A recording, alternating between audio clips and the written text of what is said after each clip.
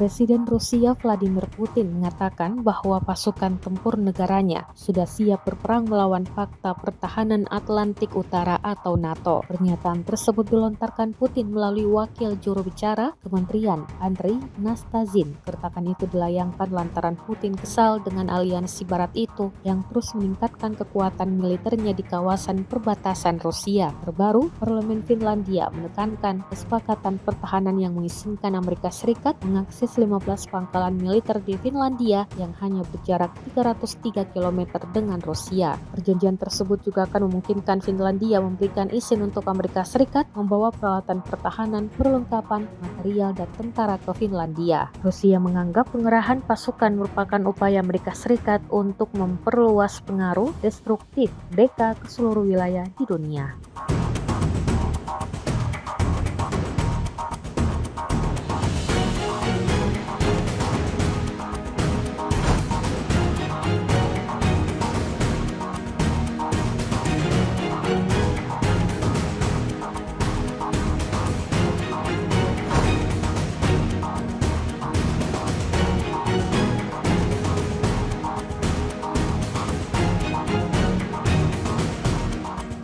Download Tribun X sekarang, menghadirkan lokal menjadi Indonesia.